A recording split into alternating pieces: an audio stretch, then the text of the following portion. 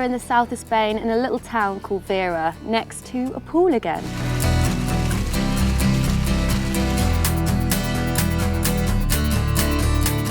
I'm here for the launch of the all-new for 2015 Kawasaki Vulcan S, a bike that's bridging the gap in the Kawasaki range, not only adding to the Vulcan family, but also making that range even more dynamic and more vast.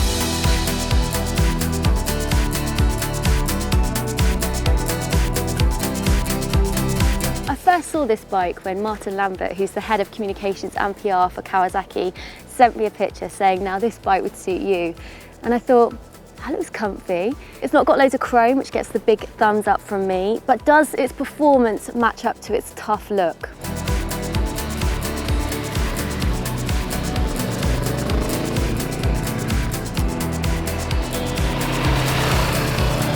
Well, it's got the 650 parallel twin engine that you'll see in the ER6 and the Versys, but it's been reworked to give it more low to mid-range torque. In the UK, ABS is standard and it's got Nissan brakes on the front and the rear. And the suspension is adjustable on the rear. In fact, it's the same suspension layout that you'll see on the Versys and the ER6. The front suspension isn't adjustable, but we've got to remember that this bike is set up for new riders and bikers that just want to ride.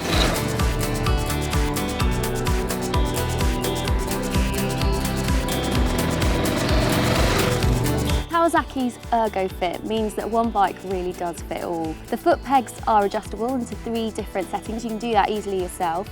There are 3 different comfort fit seats and 3 easy reach handlebar options. A reduced reach, a midi reach and an extended reach. This could be the first bike where you go to your dealer and they get their tape measure out to measure the inside of your leg.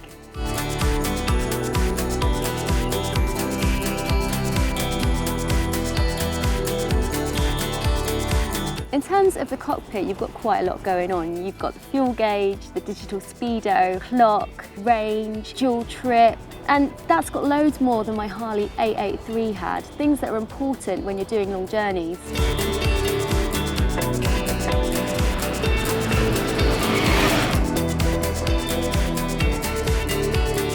The Vulcan S comes in 3 different colours, matte black, white and purple. The Vulcan S is very reasonably priced. If you buy it before April the 1st, you can get it 150 quid cheaper at 5,949. And that's another way of attracting new riders. Okay, so what's it like to ride? Well, I haven't got a lot of experience on cruisers or urban cruisers, but I did have the Harley, and what I like about them is that you've got your feet flat on the ground, the centre of gravity is low, and you feel in control. The brakes are reassuring, which is great. They're not bitey or intimidating. So I did ride the Versys 650 just a few weeks back, and as I said, the Vulcan S has got the same 650 parallel twin engine, and it's been reworked to give it more low to mid-range torque, and I found that that really has worked. It has. It's got a smoother power delivery, a lot of grunt in those low to mid-range revs, which again is perfect for urban city commuting. In terms of suspension, it is set up for new riders. I found it a little bit hard, but then I was taking the speed bumps quite fast. That's from my motocross days. To fit in with the Vulcan S slogan, your way, there are loads of accessories planned for it, so you can personalise the bike to make it look like your own. It's got an underslung exhaust that looks beefy, but it doesn't sound as good as it could. But then, is a 650 parallel twin ever going to sound as good as a conventional cruiser? One of the great things about coming on a launch is that they bring you to beautiful, scenic places like this. I mean, the sun is shining, the sky is blue, and it's the beginning of February. Now, if I wasn't enjoying riding this so much, I could quite happily put my bikini on and sunbathe.